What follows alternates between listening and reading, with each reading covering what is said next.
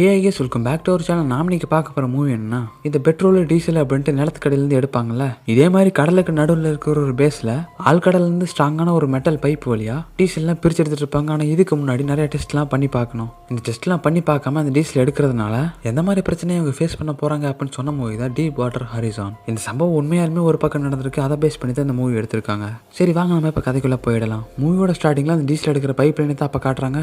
அந்த பைப் லைன்லாம் சரியாக இருக்குது அப்படின்ட்டு ஆள் கடலுக்குள்ளே ஒரு மிஷினை வச்சு பார்த்துட்டு இருக்காங்க. நீங்க அப்படியே கட் பண்ணா நம்ம ஹீரோ தான் காட்டுறாங்க. அவர் அவருடைய ஃபேமிலி கூட உட்காந்து பேசிட்டு இருப்பாரு. அப்போ அவருடைய பொண்ணு அவங்க அப்பா வேலை செய்யற கம்பெனி பத்தி ஒரு கதை சொல்ல ஆரம்பிச்சிருப்பாங்க. எங்க அப்பா வேலை செய்யறது எப்படின்னா, கடலுக்குள்ள இருக்கிற ஆயிலை எடுத்து அதை நல்லா கசக்கி பிடிஞ்சு அதுல இருக்கிற பெட்ரோல்லாம் தனியாக எடுத்துட்டு இருப்பாரு. அப்ப எங்க அப்பா வேலை செய்யற இடத்த ஒரு மான்ஸ்டர் வேற வந்துருது. அது கூட சண்டை போட்டு எங்க அப்பா அதோட ஒரு பல்ல புடுங்கிட்டு எனக்காக அதை என்கிட்ட எடுத்துட்டு வந்து கொடுக்குறாரு அப்படின்னு சொல்றாங்க. இதை கேட்டுட்டு அந்த பொண்ணோட அவங்க அம்மா, உங்க அப்பா ஒன்றும் அந்த மாதிரி இடத்துல ஒன்றும் வேலை செய்யல, நீ இப்படி எல்லாம் போய் ஸ்கூல்ல சொல்லிட்டு இருக்காது அப்படின்னு சொல்ல, அதுக்கு நம்ம ஹீரோவோ நீ சொல்லதான் ரைட்டு சொல்ல, உங்க அம்மாவுக்கு ஒண்ணுமே தெரியாது அப்படின்னு சொல்றாரு. ஸோ அதுக்கப்புறம் நம்ம ஹீரோட ஒய்ஃபையும் இவர் கூட்டிட்டு கார்ல ஏர்போர்ட்டுக்கு தான் போயிட்டு இருப்பாங்க. இவர் கடலுக்கு இருக்கிற ஒரு பேஸ்ல தான் வேலை செய்வார். லீவ் எல்லாம் முடிச்சுக்கிட்டு இன்னைக்கு தான் ஃபர்ஸ்ட் நாள் இவரும் வேலைக்கும் கிளம்பிட்டு இருப்பாரு. ஏர்போர்ட்டுக்கு போனதுக்கப்புறம் அவரோட டீமோட ஹெலிகாப்டர் எடுத்துக்கிட்டு இந்த டீப் வாட்டர் ஹரிசான் பேஸுக்கு தான் வந்துகிட்டு இருப்பாங்க. இங்க வந்ததுக்கப்புறம் ஹெலிகாப்டர் லேண்ட் பண்ணிட்டு அதுக்குள்ள இருந்து இறங்கிட்டு இருக்கும்போது இப்போ இவங்க இடத்துல இதுக்கு முன்னாடி கொஞ்சம் பேர் வேலை பார்த்துருப்பாங்கல்ல, இவங்களாம் இப்போ இந்த இடத்துக்கு வரதுனால அவங்களாம் இப்போ இந்த இடத்துல இருந்து ரிலீவ் ஆகிக்கிறாங்க. நம்ம ஹீரோட டீம் லீடரா ஜிம்மின்னு ஒருத்தர் தான் இருப்பாரு. அவரு அப்ப எங்களுக்கு கொடுத்த இன்ஃபர்மேஷன் படி டீசல் எடுக்காததுக்கு முன்னாடி சிமெண்ட் டெஸ்ட் அப்படின்னு ஒன்று இருக்கும், அதை பண்ணீங்களா அப்படின்னு கேட்டுட்டு இருக்காரு. அவங்களும் அப்ப இவர் கேட்கற கேள்விக்கு பதில் சொல்லாம இவங்களா ஒன்று சொல்லிட்டு இவங்க வந்த ஹெலிகாப்டர்ல போய் ஒவ்வொருத்தரும் ஏறிட்டு இருக்காங்க. சரி நம்ம உள்ள போய் கேட்டுக்கலாம் அப்படின்ட்டு ஜிம்மியும் அவரோட டீமை கூட்டிட்டு அந்த ஹரிசானோட கண்ட்ரோல் ரூமுக்கு தான் போயிருப்பாரு. இந்த கண்ட்ரோல் ரூமை கண்ட்ரோல் பண்றதுக்கு ஜிம்மியோட டீம்ல இருந்து ஹேண்ட்ரி அப்படிங்கிற ஒரு லேடி தான் கூட்டிட்டு வந்திருப்பாங்க. இங்க வந்ததுக்கு அப்புறம் அவங்களும் இப்ப சிஸ்டத்தை கண்ட்ரோல் பண்ணிட்டு இருக்க அவங்க ஃப்ரெண்டு கூட தான் பேசிட்டு இருப்பாங்க. ஸோ இப்போ ஜிம்மி இங்க இருக்கிறவங்க கிட்ட நீங்க சிமெண்ட் டெஸ்ட் எல்லாம் பண்ணியாச்சா அப்படின்னு கேட்க, அதுக்கு இங்க இருக்கிறவங்களும் இவங்க இப்ப என்ன பண்ணிட்டு இருக்காங்கன்னு தெரியல ஜிம்மி அப்படின்னு சொல்லிடுறாங்க. அப்ப அந்த ஹரிசானுக்கு பக்கத்துலயே ஒரு பெரிய கப்பல் நின்று இருக்கிறத பார்த்துட்டு ஹேண்ட்ரியா கிட்ட இந்த கப்பல் இங்க எதுக்கு நின்று இருக்கு அப்படிங்கிற மாதிரி கேட்க சொல்றாரு. ஸோ அதுக்கு ஹேண்ட்ரியாவை அந்த கப்பல் இருக்கிறவங்களுக்கு கால் பண்ணி நீங்க இங்க என்ன பண்ணிட்டு இருக்கீங்க அப்படின்னு கேட்கறாங்க.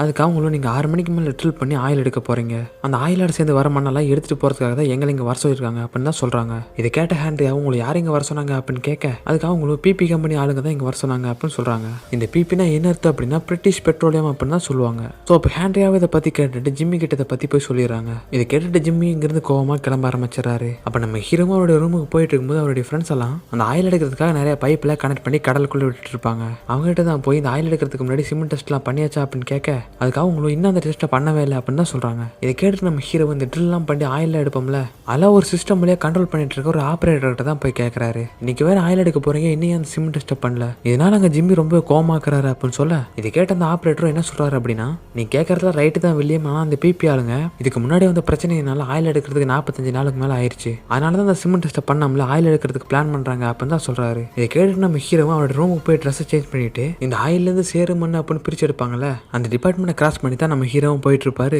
அப்ப அங்க வேலை செய்யற ஒருத்தர் நம்ம ஹீரோவை கூப்பிட்டு, உனக்காக ஒன்று எடுத்து வச்சிருக்கேன், இது சேரை கிளீன் பண்ணும்போது எனக்கு கிடைச்சது அப்படின்னு சொல்லி ஒரு டைனோசரோட பல் எடுத்து நம்ம ஹீரோவை கொடுக்குறாரு. இதை வாங்கினதுக்கு அப்புறம் நம்ம ஹீரோ அவங்க பொண்ணு ஸ்டார்டிங்ல ஒரு கதை சொல்லியிருப்பாங்கல்ல, அந்த கதையில வர மான்ஸ்டருடைய பல்ல உடச்சு தான் நான் இங்க வேலை செஞ்சுட்டு இருக்கேன் அப்படின்னு நம்ம ஹீரோவும் போய் சொல்லி அவருடைய பொண்ணுக்காக அந்த பல்ல வாங்கி உள்ள வச்சுக்கிறாரு. ஸோ அதுக்கப்புறம் நம்ம ஹீரோவும் ஜிம்மியும் இந்த பிபி கம்பெனி ஆளுங்க இருக்காங்கல்ல, அவங்களுடைய ஒரு கேபினுக்கு தான் போய் இந்த சிமெண்ட் டெஸ்ட் ஏன் என்ன நீங்க என்ன பண்ணல அப்படின்னா கேட்டுட்டு இருக்காங்க. இதை கேட்டுட்டு இந்த கம்பெனி ஆளுங்கள்ல இருந்துட்டு நாங்க இந்த சிமெண்ட் டெஸ்ட்டை நல்லாவே பண்ணி முடிச்சிட்டோம் அப்படின்னு சொல்றாங்க. அதுக்கு ஜிம்மி எதிர்த்து, எனக்கு ஒன்றும் தெரியாமலாம் இல்லை சார், சிமெண்ட் டெஸ்ட்டை பண்ண வந்தவங்களே நீங்க திருப்பி அனுப்பி வச்சிட்டீங்க, எங்களுக்கு கொடுத்த இன்ஃபர்மேஷன் படி நாங்கள் சிமெண்ட் டெஸ்ட்டை பண்ணாமல் ஆயில் எடுக்கவே கூடாது, நீங்க எதனால இப்படி பண்றீங்கன்னு எனக்கு தெரியும், இந்த சிமெண்ட் டெஸ்ட் மட்டும் ஃபெயிலியர் ஆயிடுச்சுன்னா அதுக்கான மெயின்டெனன்ஸ் ஒர்க் அப்படின்ட்டு ஆயில் எடுக்கிறதுக்கு இன்னும் கொஞ்ச நாள் டிலே ஆகும், இதனால உங்க கம்பெனியும் லாஸ்ட்ல போகும் அப்படிங்கிறதுனால தானே அப்படின்னு சொல்ல, அதுக்கு இந்த பிபி ஆளுங்களும் மறுப்பு ஆரம்பிச்சாங்க. நீங்க சொல்ற மாதிரிலாம் ஒண்ணுமே இல்லை, அந்த சிமெண்ட் டெஸ்ட்டை பண்ணி டைம் அதுக்கு வேஸ்ட் பண்ணிட்டு இருக்கணும் அப்படின்னு அவங்களை அனுப்பி வச்சோம் அப்படின்னு சொல்றாங்க. இதனால ஏதாவது பாதிப்பாகி ஒர்க்கருக்கு ஏதாவது ஆயிடுச்சுன்னா என்ன பண்றது அப்படின்னு சொல்லிட்டு அரிசோனோட கண்ட்ரோல் ரூமுக்கு போய் ட்ரில்லிங் லைன்ல இருந்து நெகட்டிவ் ப்ரெஷர் டெஸ்ட்டை பண்ண சொல்றாரு. அப்ப இந்த பிபி கம்பெனி ஆளுங்க தான் அந்த டெஸ்ட்டை பார்க்கறதுக்காக அங்கே வந்திருப்பாங்க.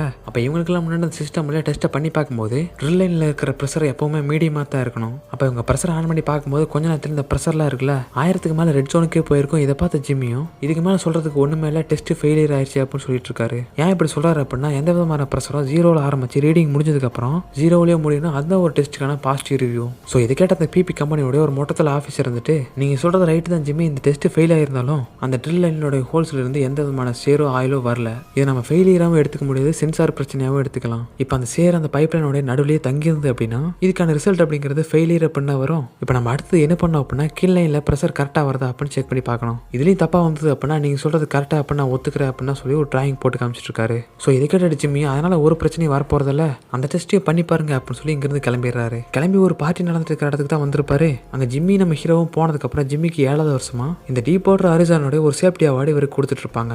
இந்த பக்கம் இவங்களும் அந்த கில்லைனோட டெஸ்டையும் எடுக்க ஆரம்பிச்சாங்க. ஸ்டார்டிங்ல அந்த கில்லைனோட ப்ரெஷர் கொஞ்சமா ஏறிட்டு இருக்க மாதிரி தான் இருக்கு.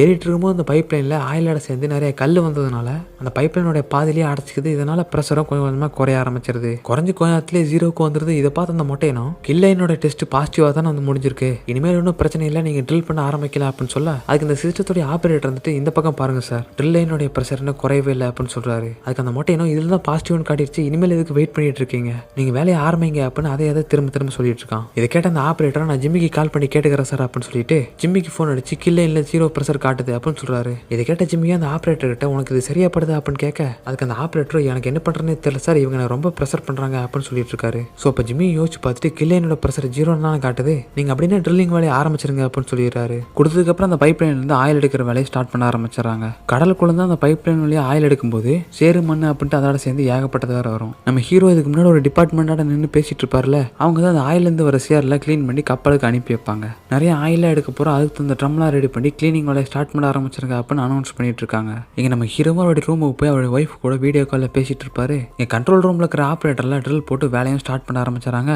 ஆயில் எடுக்கும்போது அதோட ப்ரெஷர் கரெக்டா இருக்கும் அப்படின்னு பார்த்தா ஒரு 20 பேரல் ஆயில் நம்பர் வரைக்கும் தான் அது கரெக்டா இருந்திருக்கும். அதுக்கப்புறம் ப்ரெஷர் ரெட் ஜோனை தாண்டி போய் 1000க்கு மேலே காட்ட ஆரம்பிச்சிருக்கும். இன்னொரு பக்கம் ஹேண்ட்ரியாவும் அவங்களுடைய சிஸ்டம் வழியா எல்லாம் கரெக்டாக போயிட்டு இருக்கா அப்படின்னு அவங்களும் செக் பண்ணி பார்த்துட்டு இருக்காங்க. ஸோ அப்போ ப்ரெஷர் தாங்க முடியாம கடலுக்குள்ள போயிட்டு இருக்க பைப் லைனுக்குள்ள அதுவும் கொஞ்சம் கொஞ்சமாக ஆட ஆரம்பிச்சிருது. இதை பார்த்து நம்ம ஹீரோட ஃப்ரெண்டு பேட்ரிக் அப்படிங்கிற ஒரு ஒர்க்கரும் அந்த பைப் லைன் போய் தொட்டு பார்க்கும்போது அதுக்குள்ள இருந்து ப்ரெஷர் தாங்க முடியாமல் வெடிச்சு சேரு ஆயில் அப்படின்ட்டு ரெண்டும் வெளியே வந்துட்டு இருக்கு.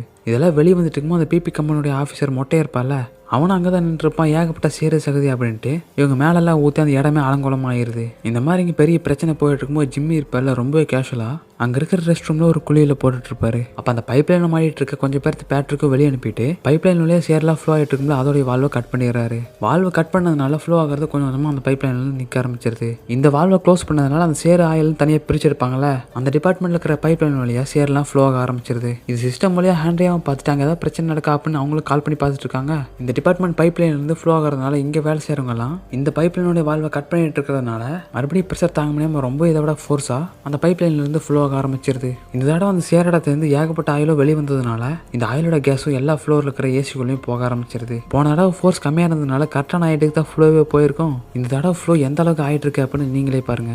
அர்ஜுனுடைய டாப்பையே தொட்டுட்டு வந்திருக்கோம். அப்பப்போ நம்ம ஹீரோவுக்கு இந்த ஃப்ளோ ஆகிட்டு இருக்க சவுண்ட்லாம் கேட்டுட்டு இருந்திருக்கும். நம்ம ஹீரோவும் இதை பெருசாக அப்படியே கண்டுக்காம இருந்திருப்பாரு. இங்கே நம்ம ஹேண்ட்ரியாவோட சிஸ்டத்துலேயே கேஸ் வார்னிங் அப்படின்னு காட்டவும் ஆரம்பிச்சிருக்கோம். இதை பார்த்துட்டு ஹேண்ட்ரியாவும் என்னால் இப்போ சிஸ்டத்தை கண்ட்ரோலே பண்ண முடியல அப்படின்னு அவங்க புலம்பிட்டு இருக்காங்க. இங்கே இந்த ஆயில் கேஸும் இன்ஜின் இருக்கிற பக்கத்தில் ஸ்டோர் ஆகிட்டு இருக்கும்போது இன்ஜினுடைய ஹீட் தாங்க முடியாமல் அந்த கேஸில் அப்படியே தீப்பிடிக்க ஆரம்பிச்சிருது. கொஞ்ச நேரத்தில் அந்த கேஸ் இருக்கிற ஃப்ளோர் ஃபுல்லாமே நெருப்பும் பரவி போயிட்டு இருக்கு. பரவி மட்டும் போகல, ஏகப்பட்ட ஃப்ளோர் அப்படின்ட்டு வெடிச்சும் சேதற ஆரம்பிச்சிருது. இங்க ஜிம்மி வேற பாத்ரூம்ல குளிச்சுட்டு இருப்பார்ல, ஃப்ளோர் வெடிச்சதுனால அந்த பாத்ரூமே ஆட ஆரம்பிச்சிருக்கு. அப்போ ஜிம்மியோட உடம்புல கண்ணில் அப்படின்ட்டு அதுக்குள்ள ஓட்டிருந்த கண்ணாடி பீஸ்லாம் உடஞ்சி இவருடைய உடம்பை கிளிக்க ஆரம்பிச்சிருது. இதுல இவரு அப்படியே மயக்கம் போட்டு விழுந்துறாரு. இன்னொரு பக்கம் நம்ம ஹீரோ வந்து சத்தம் கேட்டுட்டே இருக்கு அப்படின்ட்டு அவருடைய ரூமோட டோர் திறக்கும் போது சடனா அந்த ஃப்ளோர் வெடிச்சது நம்ம ஹீரோ அப்படியே தூக்கி போட்டுருது. ஒவ்வொரு ஃப்ளோரும் வெடிச்சதுனால இந்த டீப் வாட்டர் ஹரிசானு ரொம்பவே பெருசா தீ பிடிக்க ஆரம்பிச்சிருது. இதை வேற பக்கத்துல ஒரு போட் நின்று இருக்கும்ல, அவங்களும் பார்த்துட்டு இந்த மேடைக்கு கால் பண்ணி இங்கே தீ பிடிச்சிருக்கு அப்படின்னு சொல்லிடுறாங்க. இந்த மேடைனா வேற யாரும் இல்லைங்க, அந்த ஃபயர் இன்ஜின் டிபார்ட்மெண்ட் தான். அந்த டிபார்ட்மெண்ட்ல இருக்கிறவங்களும் டீப் வாட்டர் ஹாரிசான சேட்டலைட் வழியாக பார்க்கும்போது அங்கே ஒரு பெரிய பிளாஸ்டே நடந்திருக்கு அப்படின்னு இவங்களும் தெரிஞ்சுக்கிறாங்க. தெரிஞ்சதுக்கப்புறம் அங்கே இருக்கிறவங்களாம் காப்பாற்றுறதுக்காக நிறைய ஃபயர் இன்ஜின் டீமுக்கு கால் பண்ணி அங்கே போக சொல்லிட்டு இருக்காங்க.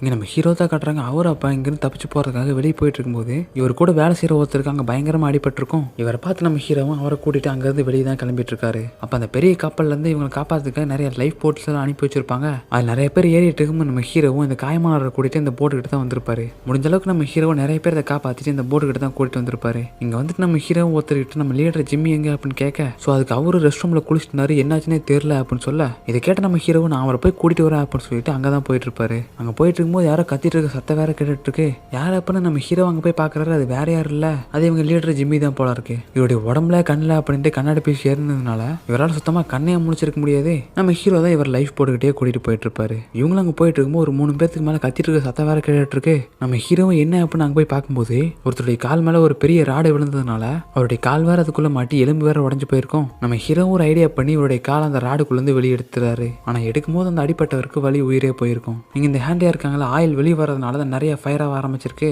அந்த பைப் லைனோட லைனை கட் பண்ணிடலாம் அப்படின்ட்டு ஒரு பட்டன் அழுத்தலான்னு போறாங்க. அப்போ இன்னொருத்தர் அதை பார்த்துட்டு நீ அதை அழுத்தக்கூடாது, உனக்கு அந்த பர்மிஷன் இல்லை அப்படின்னு சொல்லிடுறாரு. ஏன் அப்படின்னா இதனால தான் பெருசாக டேமேஜ் ஆயிடுச்சுன்னா இவங்களால எதுவுமே பண்ண முடியாது. இதை யார் அழுத்தணும் அப்படின்னா ஜிம்மி இருக்காருல அவருக்கு மட்டும்தான் அந்த அப்ரூவலே இருக்கு. இங்கே நம்ம ஹீரோட ஒய்ஃப் இருக்காங்களே வீடியோ காலில் பேசிட்டு இருக்கும்போது லைன் கட் ஆனதுனால அங்கே ஏதாவது பிரச்சனையா இருக்க மாட்டேங்குது அப்படின்ட்டு மீடியோ கால் பண்ணி கேட்டு பார்க்குறாங்க.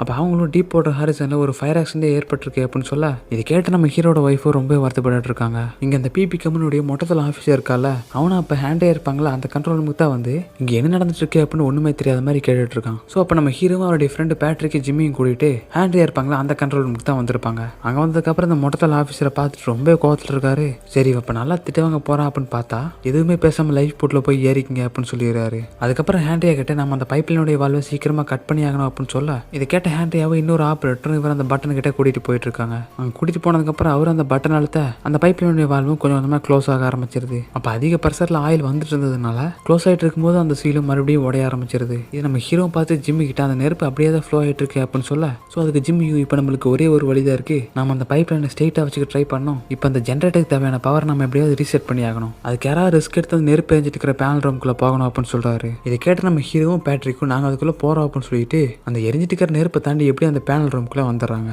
வந்ததுக்கப்புறம் நம்ம ஹீரோவும் அங்கே இருக்கிற பவரை ரீசெட் பண்ண ஆரம்பிச்சிடறாரு. ஆன் பண்ணதுக்கப்புறம் இதில் எல்லா இடத்துக்கும் பவர் சப்ளை போக ஆரம்பிச்சிருது. இதை பார்த்துட்டு ஜிம்மியும் ஹேண்ட்ரியாவும் அந்த பைப் லைனை ஸ்ட்ரெயிட்டாக வரதுக்காக கண்ட்ரோல் பண்ணிட்டு இருக்காங்க. இவங்க என்னதான் கண்ட்ரோல் பண்ணாலும் இருக்கிற பவர் சப்ளை வச்சு லைனை கண்ட்ரோலே பண்ண முடியல. அப்போ மறுபடியும் ப்ரெஷர் தாங்க முடியாமல் அந்த லைனில் இருக்கிற ஒரு பார்ட் வேறு வெடிச்சிருது. இதுக்கு மேலே இங்கே இருக்கிறது ரொம்ப ரிஸ்க் அப்படின்ட்டு ஜிம்மியும் இவங்க 2 பேர்த்தையுமே வெளியே சொல்லிடு அப்படின்னு ஹேண்ட்ரியா கிட்ட சொல்லிட்டு இருக்காரு. அதுக்கப்புறம் இவங்க எல்லாருமே இங்கிருந்து தப்பிக்கிறதுக்காக பிளான்ட்டை விட்டு வெளியே வந்துட்டு இருக்காங்க. சரி இவங்களை காப்பாற்றுறதுக்கு ஏதாவது லைஃப் போட் இங்கே இருக்குமா அப்படின்னு பார்த்தா எல்லாருமே இங்கே வந்து லைஃப் போட்டில் ஏறி கிளம்பி இருப்பாங்க போல இருக்கு. அப்போ அங்கே ஒரு ரோப்பு கிட்ட சின்னதாக ஒரு பலூன் போட்டு மட்டும் இருக்கும். இதில் எல்லாத்தையுமே யார் சொல்லிட்டு நம்ம ஹீரோ ஹேண்ட்ரியாவை மட்டும் அங்கே நின்றுட்டு இருக்கும்போது அவங்களுக்கு பக்கத்துல இன்னொருத்தர் ஒரு ரிமோட்டை வச்சுக்கிட்டு அந்த ரோப்பை கண்ட்ரோல் பண்ணிட்டு இருக்கும்போது திடீர்னு மறுபடியும் அங்கே வெடிக்க ஆரம்பிச்சுல அந்த ரிமோட்டை கண்ட்ரோல் பண்ணிட்டு இருப்பார்ல அவர் மேலே நெருப்பு பட்டதில் ரிமோட்டை கீழே விட்டுறாரு. இதில் அந்த பலூன் போட்டு ரோப்போட சேர்ந்து தண்ணிக்குள்ளே விழ ஆரம்பிச்சிருது. அப்போ இந்த நெருப்பு எரிஞ்சிட்டு இருக்கும்ல அவரும் தண்ணிக்குள்ளே விழுந்துறாரு. இங்கே நம்ம ஹீரோவும் ஹேண்ட்ரியாவும் மட்டும்தான் மேலேயே மாட்டிருப்பாங்க. சரி இப்போ இவங்க இந்த இடத்துல தண்ணியில் குச்சி தப்பிக்கலாமே அப்படின்னு நினைச்சாலும் இவங்களால அந்த நெருப்புக்குள்ளே தான் குதிக்கவே முடியும். கொஞ்சம் இங்கேருந்து ஹைட்டான இடத்துக்கு போய் குச்சா தண்ணியில் குச்சி தப்பிச்சிடலாமே அப்படின்ட்டு நம்ம ஹீரோவும் ஹேண்ட்ரியாவை கூட்டிட்டு படிக்கட்டில் ஏறி ஹைட்டான இடத்துல நோக்கி போயிட்டு இருக்காங்க. மேலே போனதுக்கப்புறம் இவங்க மிதக்கிறதுக்காக ஒரு லைஃப் ஜாக்கெட் எடுத்து போட்டுட்டு இங்கிருந்து குதிக்கலாமே அப்படின்னு பார்த்தா ஹேண்டியா இருக்காங்களா அவங்களுக்கு ஹைட்னா ரொம்ப பயம் போல இருக்கு, நான் இங்கிருந்து குதிக்க மாட்டேன் அப்படின்னு சொல்லி ரொம்பவே பிரச்சனை பண்ணிட்டு இருக்காங்க.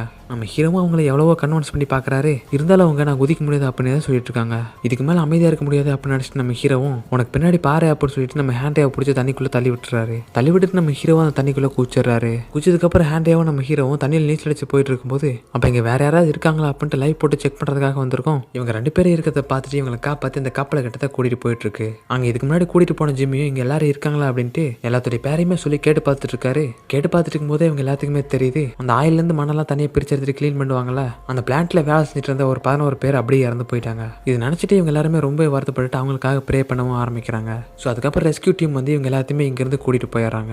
இங்கே அப்படியே கட் பண்ணால் இவங்க எல்லாருமே ஏர்போர்ட்லேருந்து வெளியே வந்துட்டு இருக்க மாதிரி தான் காட்டுறாங்க.